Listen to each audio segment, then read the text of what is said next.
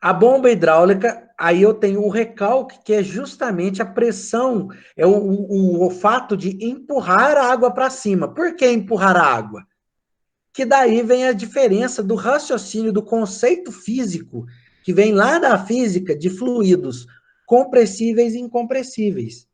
Se esse fluido, a água, nesse exemplo, ele é incompressível, quer dizer que eu não vou conseguir comprimir ele. Eu vou conseguir empurrar. Então, eu confiro uma certa pressão para esse fluido, mas sem compactá-lo, que é o caso do compressor. Como o próprio nome já diz, ele comprime o ar, porque o ar é um fluido compressível. Então, nesse caso, daí o significado de recalque. Porque você não vai comprimir a água, você vai recalcar a água, que seria como se fosse, eu vou empurrar a água para o reservatório superior. Então, tem que dar uma pressão de empurrar. Né? Esse empurro é uma certa pressão. Então, esse recalque, o nome correto seria o recalque. Então, você ganhou o significado dessa questão do recalque. Então, o recalque dentro de bombas hidráulicas é um termo que você vai escutar. Então, vocês já estão a par do que significa o recalque de uma bomba hidráulica, seja hidráulica que vai bombear um óleo ou água ou um outro fluido na indústria química. No caso, outro exemplo de recalque, no caso, essa bomba precisa transferir o fluido para outro reservatório. Então, é um outro tipo de instalação, de sistema de bombeamento. Aqui eu tenho outro sistema, por exemplo, eu tenho uma bomba que manda para o da esquerda e uma bomba que manda para o da direita, conseguindo assim eu comunicar os dois reservatórios. A hora que eu quero mandar para um ou para outro, porque os dois estão no mesmo nível. Então o fluido não vai automaticamente transferir. E no caso, esse daqui, ele vai funcionar, esse sistema, diferente do sistema quando a gente vê em física o sistema de pressão hidrostática de fluidos, que aí é um sistema diferente. É uma pressão, um sistema de transferência natural de fluido. Continuando, outro exemplo aqui, eu vou ter uma bomba hidráulica que vai mandar para quê? Por exemplo, um sistema de irrigação, que é muito utilizado sistema de bomba hidráulica, igual, por exemplo, a nossa amiga Nagner foi lá na empresa de tratores do sistema agrícola, tem muito sistema de bomba hidráulica, tanto para trator, sistema hidráulico de pressão, de recalque de óleo, no caso, como de sistemas agrícolas. Então, vai bombear um defensivo para jogar. Então, você tem que ter um sistema, às vezes, de uma bomba para pressurizar um produto. Vai pressurizar um óleo para funcionar o trator. Vai pressurizar a água porque vai jogar na irrigação. Então, eu tenho um recalque de algum fluido através de uma bomba hidráulica. Aqui eu tenho outro exemplo, que é usado, por exemplo, muito, inclusive um dos vídeos que eu passei para vocês é de um rapaz de mineração, que ele justamente falando sobre bombas hidráulicas, tipos, alguns tipos ele fala ali. Aí a gente tem aqui um sistema, por exemplo, que eu tenho que bombear um líquido para ele ser utilizado na área de mineração. Então, tem sistema que eu tenho que bombear a água, jogar para cima e ela vai retornar para cá. Então, eu tenho que ter um sistema, por exemplo, de bomba hidráulica para água, para material que é água com minério no meio, que é tipo um barro, para bombear barro. A gente vai ver que tem diferenças de bombas para. Você vai ver que vai aplicar a mesma. É quase que a mesma função, só que o fluido mudando, muda a bomba. Aqui, sistema de bombeamento. Então, esse daqui é um sistema que ele funciona como se fosse um parafuso. Esse parafuso vai empurrando, geralmente é tipo de um barro. Usado muito isso daqui para empurrar o barro lá para cima. Então, você põe, por exemplo, uma rosca fechada num tubo e essa rosca gigante vai empurrar o pastoso, por exemplo, um barro, alguma coisa de minério, vai empurrar até na parte de cima. Então, você vai conseguir bombear um determinado fluido, por exemplo, um fluido pastoso, e jogar aqui em cima. Então, a gente tem um desenho exemplificando aqui do lado. Também muito utilizado na área de mineração. Sistema de bombeamento. Olha esse sistema tradicional de bombeamento de água. Desce o balde, pega a água, sobe balde, você está trazendo água de baixo lá do poço para cima. Então eu tenho um sistema aqui que ele faz uma pressão, succiona a água, geralmente já fica a água aqui dentro do tubo.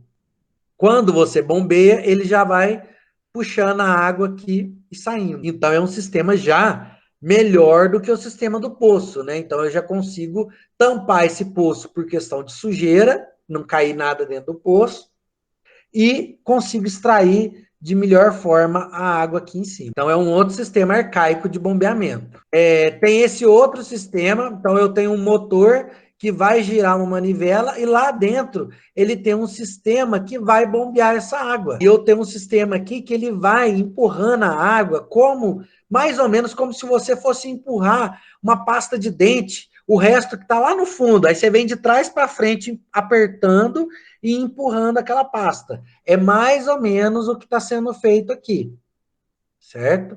Então, é mais ou menos o que está sendo feito nessa parte aqui. Nesse caso, do lado direito, a gente tem um outro sistema. Esse sistema aqui, ele usa a parte da hidrostática.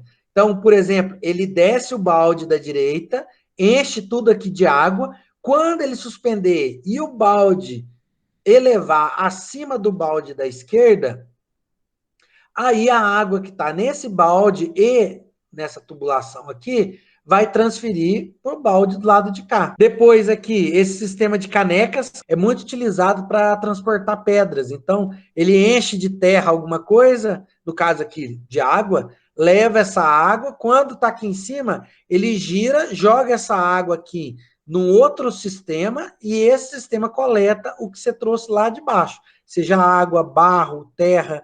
Então, ele vai trazendo como se fosse várias canecas aqui, sistema de bombeamento. Outro sistema de bombeamento, que aí é o mais moderno, né?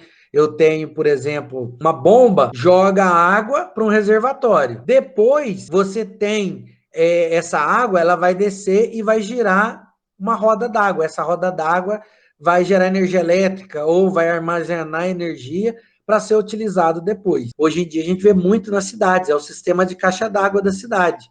Então, tem uma bomba de água que vai, ó, altura de bombeamento. Então, você vai ter que bombear essa água para uma caixa d'água, para um reservatório. Aí, esse reservatório vai abastecer bairros. Então, a altura que esse reservatório está, ele consegue vencer a pressão e alimentar de água uma série de casas na redondeza. Então, a pressão gerada aqui pela altura que está a água vai gerar energia para abastecer as casas com água. Quer um exemplo disso? A caixa d'água da sua casa. Se ela tiver muito baixa, sai pouca água no chuveiro.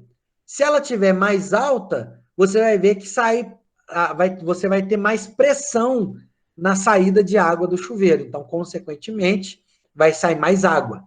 Então, tem chuveiro que às vezes você quer que saia mais água no chuveiro, dependendo da construção, você olha e fala, opa, é só eu subir mais a caixa d'água porque ela está muito baixa. Então, a pressão está fraca. Ela tem que subir uma certa pressão, não exagerar muito. A roda d'água, que a gente vê a água tocando uma roda, então é diferente, ela não está transportando a água, bombeando. Ela está recebendo a água que faz ela girar. Esse daqui é um sistema que pode ser usado a energia do vento para girar o sistema que vai bombear a água. Outros sistemas aqui que a gente vai ver falar é o sistema do carneiro, que está mostrado mais em detalhe aqui em cima, que ele vai trabalhar com o recalque. Então, eu tenho uma água que eu vou captar e mandar para outro lugar. Então, ele tem um sistema que ele capta a energia de um lado, por exemplo, essa diferença de pressão. Essa diferença de pressão faz com que o sistema funcione bombeando água para um reservatório mais alto. Então, é um sistema muito interessante e muito aplicado em vários lugares onde eu preciso de baixo custo. Aí eu tenho um sistema de pesos, castelo, eu tenho que fazer uma regulagem e válvula aqui que vai justamente fazer com que a água seja bombeada para quê? Para que nesse carneiro que está aqui em cima em detalhe, ele vai bombear essa água para um ponto mais elevado. Então, ele usa o desnível aqui desse reservatório para gerar uma pressão, para mandar a água, para conseguir ir empurrando a água para cima. Então, é um sistema bem interessante esse do carneiro. Aqui, eu tenho sistema de coluna de água. Por quê? Por causa do, coluna de água. Então, eu tenho aqui HI, coluna de água mais ar. Então, eu tenho um outro lado aqui que eu tenho um ar que vai aqui, água e ar. Então, coluna de água é muito utilizado como método ou como referência de pressão para bombas. Por quê? É muito utilizado em bombas a expressão metros de coluna de água. Então, a pressão da bomba é medida em quantos metros ele consegue mandar aquela água. Aí você vai ver depois a vazão daquela bomba. Então, como eu tinha falado para vocês no final do presencial que a gente teve, pressão e vazão são os itens mais importantes de uma bomba hidráulica. Aqui eu tenho um sistema de bombeamento. Ele pega a água daqui e joga lá para cima. Então, eu tenho uma estação que vai bombear a água desse reservatório e jogar lá para cima. Em maiores detalhes, aqui as bombas, ó. Aqui a gente já vai conseguir ver que tem uns tipos de bomba para cada aplicação. Nesse caso, é uma bomba centrífuga. Provavelmente a pressão não é tão alta, mas ela tem uma boa vazão. Então, ela tem um funcionamento, como é uma máquina de fluxo, por quê? Porque o formato de caracol, então ela puxa a água pelo meio, igual um compressor centrífugo. Então, eu tenho a bomba centrífuga e o compressor centrífugo. Então, nesse caso aqui, ele vai puxar água pelo meio, igual com o compressor, e vai mandar, vai recalcar a água, sentido morro acima. Outro exemplo aqui de bombeamento, né? Então, esse sistema, a bomba está acima da água, então, eu tenho um nível aqui e ele vai bombear jogando lá para cima. Outro sistema semelhante de bombeamento, só que nesse caso, olha lá, o tubo, ele vai puxar a água, depois que tiver com água aqui, aí ele consegue mandar para cima. Outro tipo de bomba, trabalhando deitada, em vez de trabalhar em pé, ela já trabalha direto no tubo aqui, e aí só muda, no caso, a posição da bomba. Alguns tipos aqui que vai mudando. Então, ó, instalação para tomada submersa aqui, pressão atmosférica, nível de bombeamento. Então, a boca também está submersa aqui, porém, a bomba está aqui em cima. A bomba não é submersa. Aí a gente entra nos tipos de bomba aqui. Então, nesse tipo de bomba, eu tenho bomba de deslocamento direto, que é aquela bomba volumétrica que eu mandei para vocês, vai ver em alguns vídeos.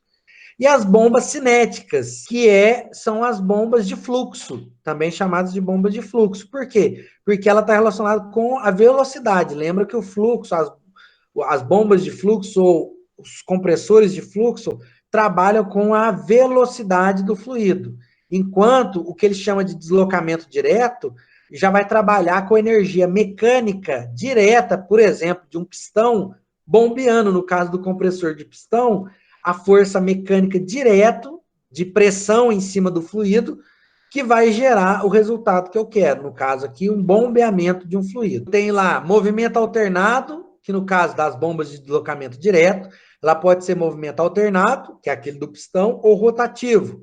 O alternado, ó, que a gente vê, ó, êmbolo ou pistão. Então, o próprio pistão aqui, o êmbolo, empurra e manda o fluido para onde eu quero. Quando o fluido sobe, o pistão sobe, ele succiona de baixo. Quando o fluido desce, a válvula de entrada fecha, como se fosse compressor. Aí a do outro lado sai. Então, uma válvula reage quando está succionando e a outra válvula reage, ela vai abrir na hora que eu estiver comprimindo. No caso, não tem compressão, na hora que eu estiver recalcando, perdão. Que aí, no caso, não é compressor, é bomba. Então, na hora que eu for fazer o recalque desse fluido, ele vai abrir a válvula de recalque. Certo? Aqui, inclusive, mostrando um exemplo. Funciona dessa mesma forma. Quando aqui, ó, aquele que a gente viu, quando você sobe, ele puxa a água. Quando você desce, ele puxa a água. Quando você vai empurrar para trás, ele vai pressurizar aqui, como vai fechar de baixo, ele vai empurrar o líquido para sair. Então, ele funciona com o sistema, ele puxa a água, armazena aqui, fechou. Aí depois ele joga a água para cima, empurra para cá. Então, ele vai funcionar em dois estágios. Ele vai succionar aqui embaixo, quando você está puxando, fecha em cima. Quando você empurrar, ele vai passar a água que está aqui embaixo para cima. E assim por diante, vai conseguindo em duas etapas. Puxa a água aqui, fechou, joga a água para cá e depois joga para fora. Beleza? Então, esse aqui já vai seguindo um raciocínio parecido com o do carneiro. Aqui, o êmbolo-pistão, mais alguns exemplos aí. Agora, de diafragma, então a gente falou do diafragma, aqui tem alguns exemplos bem básicos, que é aquele sistema, como se fosse o do pistão de sobe e desce, só que ao invés de você ter o êmbolo, você tem um diafragma. E entre esse diafragma, você vai ter um sistema de válvulas também. Então, ao invés de você usar um pistão, você usa um diafragma para isolar um lado de outro. Então, acaba que você não tem um êmbolo nem um pistão. Você trabalha com sistema alternativo, porém, utilizando o diafragma, igual a gente explicou do compressor. Aqui, peristáltico, esse daqui é muito utilizado para sangue. O sistema, por quê? Porque, por exemplo, você vem o fluido aqui e esse sistema faz igual da pasta de dente que eu falei para vocês, ó. Ele gira e vai empurrando o fluido, ó, ele aperta aqui, então ele vai apertando, vai empurrando o fluido até chegar aqui embaixo e ele parar de apertar. Mas aí ele já pegou esse fluido e empurrou aqui para trás. E quando ele terminar de empurrar, tem um outro apertando aqui em cima para empurrar de novo. Então, com isso, ele faz um movimento igual que a gente faz no sistema do intestino. Então, a gente tem movimentos peristálticos no nosso corpo, que vai empurrar o fluido. Então, movimento peristáltico, a gente já ouviu falar dessa expressão no corpo humano, na parte de digestão. Beleza?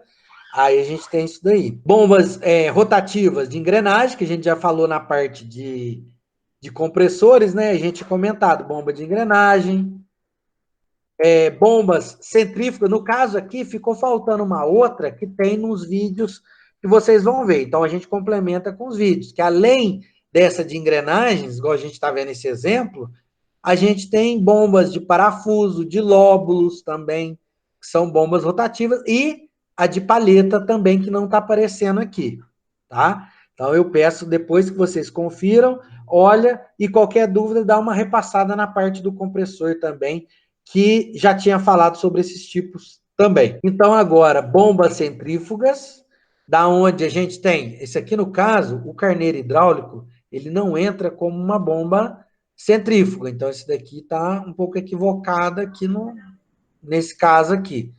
Então, deixa esse aqui para lá depois que a gente vai olhar ele com mais calma. Que esse carneiro hidráulico tem como fazer ele de baixo custo. As bombas centrífugas, a gente tem até o exemplo aqui, ó, o rotor da palheta. Vem o fluido e ele impulsiona o fluido com pressão. No caso, transmite velocidade ao fluido. Então, tem alguns exemplos das bombas centrífugas. Assim como a gente viu o compressor centrífugo, ó. Fluido vem pelo meio, entra no rotor, esse rotor vai pressurizar e descarregar o fluido recalcado. Então, ele vai recalcando esse fluido para mandar para uma certa altura.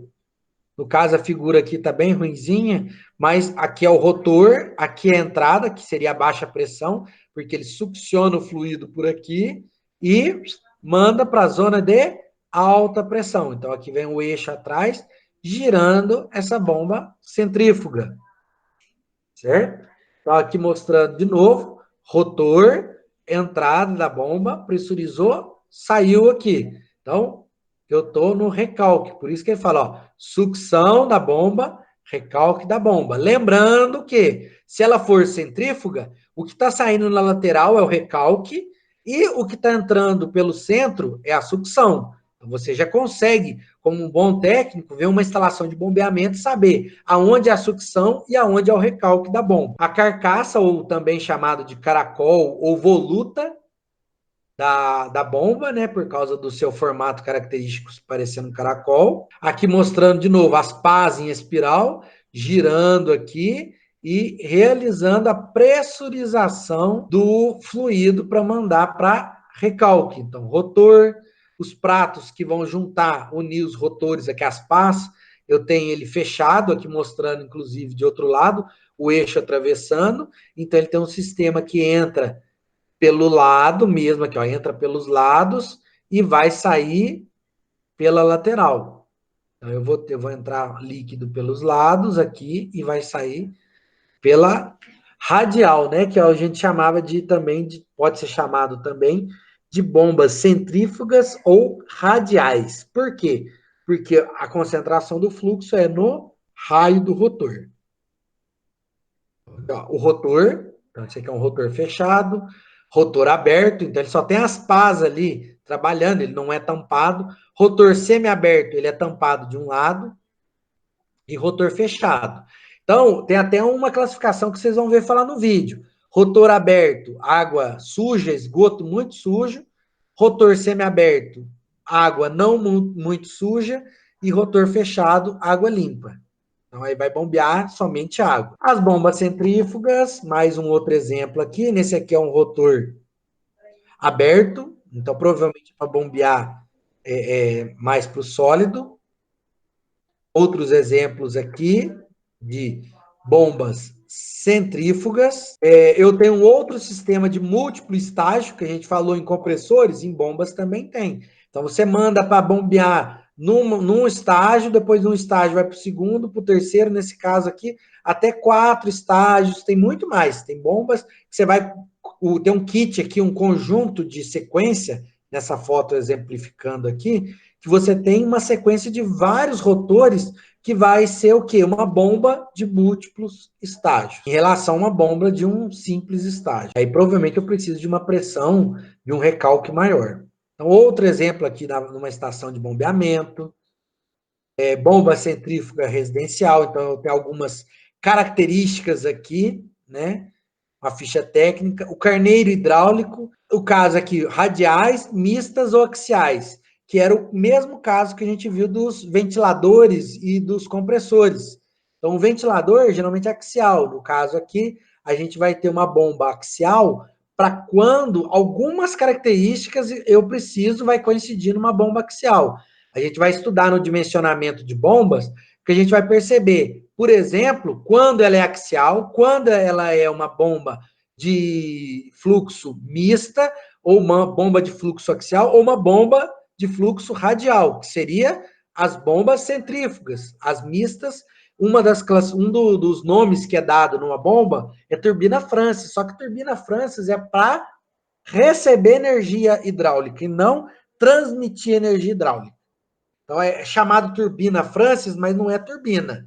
Pode às vezes usar esse rotor como bomba, com rotor tipo Francis. Beleza? Quando ela é mista, tem esse tipo, é importante. Aí aqui algumas partes de aplicação, que aí eu passo no material, tem muito mais do que tem aqui, então tá bem mais completo.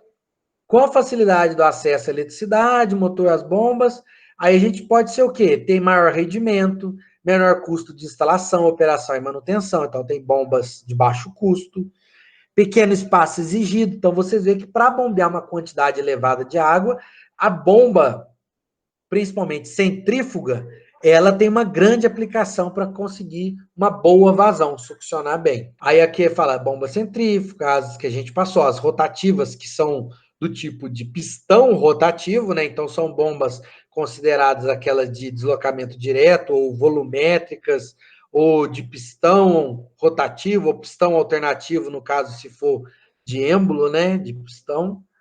Que é, ó, carneiro hidráulico e bombas a pistão. Então, tá dentro dessa área. Rotativas, combate a incêndio e abastecimento doméstico. Bombas de injeção de gás. Então, isso daqui pode ser para abastecimento a partir de poços profundos. E bombas centrífugas, irrigação, drenagem e abastecimento. Beleza? Então, algumas aplicações aí. A gente chegou aqui nos tipos de bombas e a gente finaliza por aqui, então. Tipos de escoamento. Pensa o seguinte, se eu falo para você, o que é um escoamento? O que você vai pensar? Como que a água escorre? Então, você vai perceber que o quê? Você vai ver que tem torneiras que você abre, tem torneira que a água sai de um jeito. Dependendo da torneira, a água sai de outro jeito.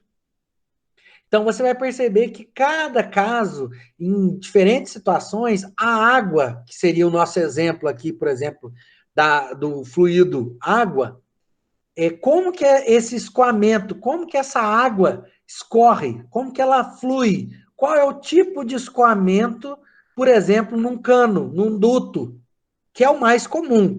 Quando você vai aprofundar escoamento, você vai ver que tem, nossa, trocentos escoamentos. Mas geralmente você tem o seguinte, ó, o escoamento é a mudança na forma do fluido sujeito à ação de uma tensão de cisalhamento. Ó, que complicado, hein? O escoamento é aquilo que a gente acabou de falar. Eu vou ter um fluido que ele vai mudar de forma, só que o quê? Ele só vai mudar de forma, por exemplo, uma gota. Uma gota de um líquido, se ele for mais grosso, você vê que aquela gota, ela fica parada e mostra um formato. Se você aproximar e der um zoom, você vai ver que ela vai parecer uma sacolinha cheia d'água. Se você pegar um saquinho cheio d'água e colocar no chão, ele vai espalhar no formato do saquinho. O saquinho segurando. Então, aquela tensão da superfície do líquido, quando você olha uma gota, é como se fosse um saquinho. Se você rasgar o saquinho, o fluido vai liberar. Você cisalhar esse saquinho. Então, essa tensão de cisalhamento é como se fosse cada gota tem uma energia que precisa para ela se desmanchar ou para ela fluir numa determinada superfície. Então, o escoamento é esse ato do fluido fluir dentro de uma superfície. Então, isso é o chamado escoamento. Só que quando a gente fala em fluir, fluido, a gente fala em fluidez. Então, a gente vai ver que para os tipos de escoamento, por quê? A gente falou de bomba, só que a bomba, ou o líquido que está chegando da bomba, ou o líquido que está saindo da bomba, ele depende muito do escoamento. Por quê? Porque dependendo, você pode criar um escoamento, um tipo diferente, que não é muito bom.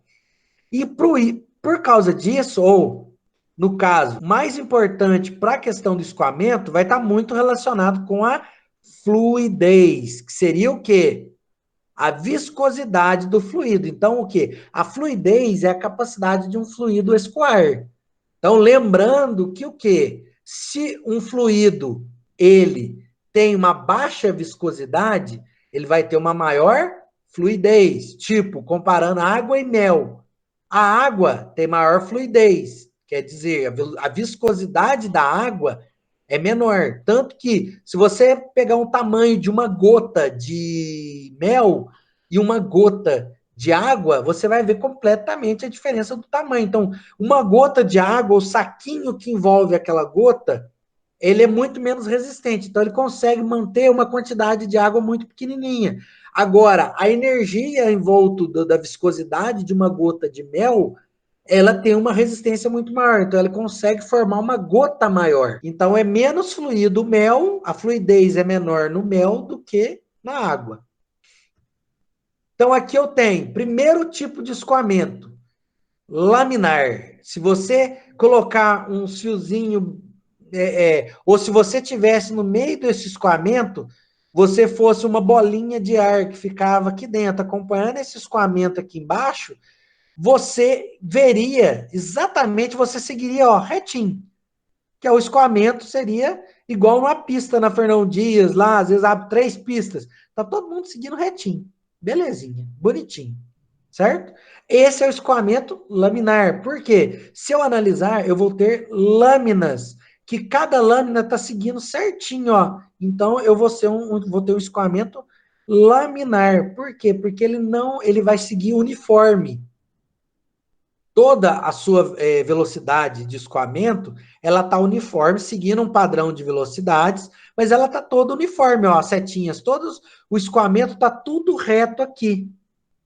Então, ocorre quando as partículas de um fluido móveis ao longo de trajetórias bem definidas. Então, as lâminas ou as camadas desse fluido são todas paralelas e as velocidades todas iguais no mesmo sentido. Então, ó, no escoamento laminar, a viscosidade age no fluido no sentido de amortecer a tendência de surgimento da turbulência, que a gente vai ver logo na sequência. que é igual quando a gente está no avião. Ah, o avião está passando por turbulência. O que que é? Então, a gente viu o escoamento laminar, entra no escoamento turbulento. Olha a diferença das setas aqui, ó. Olha que interessante.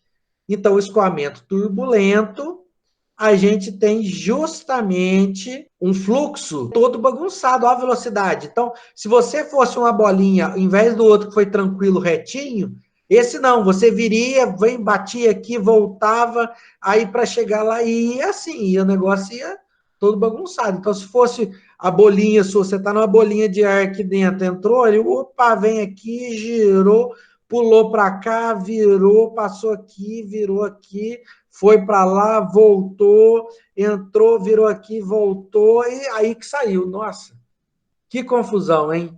Então, esse é o escoamento, como o próprio nome diz, turbulento.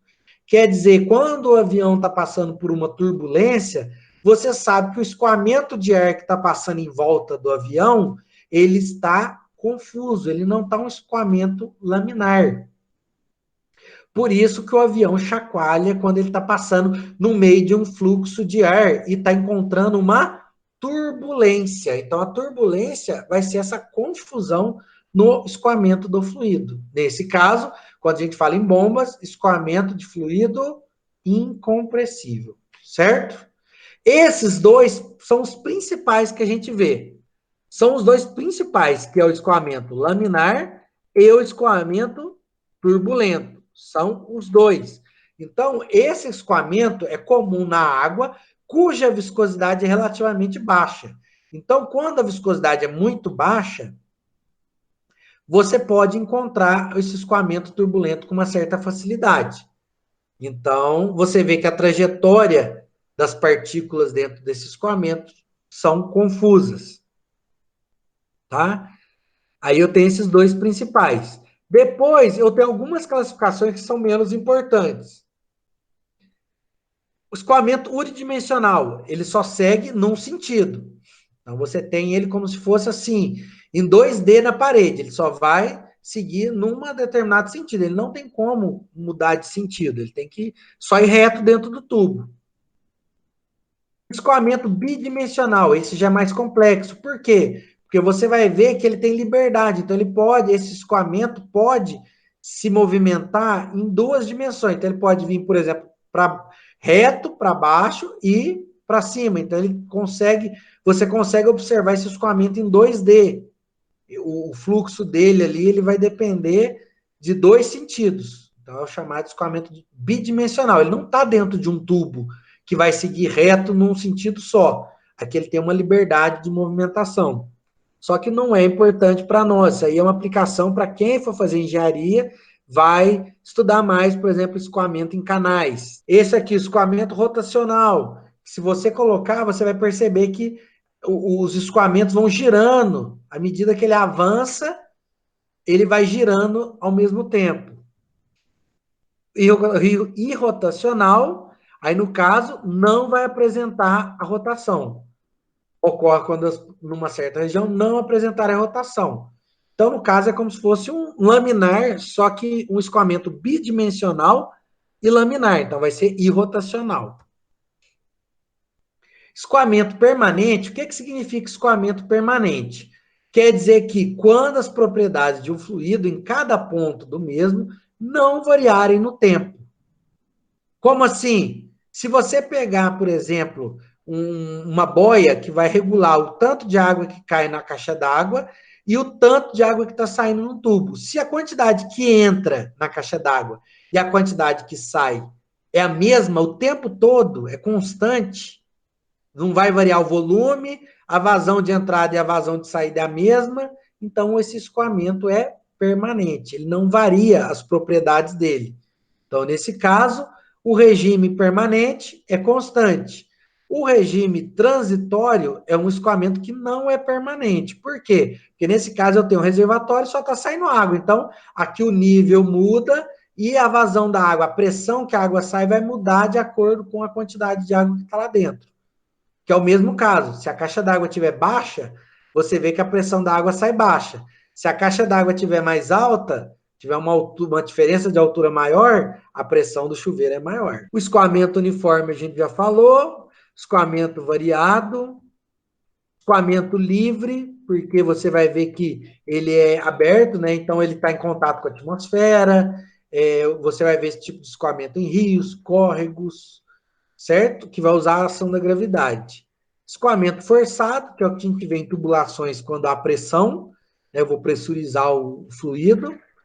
E a gente vai ver falar depois desse Reynolds. Então, depois, quando eu for falar em dimensionamento, eu vou falar em número de Reynolds, cálculo do tipo de escoamento e dimensionamento de bombas, certo? Aí a gente vai ficar faltando esses dois para a próxima aula.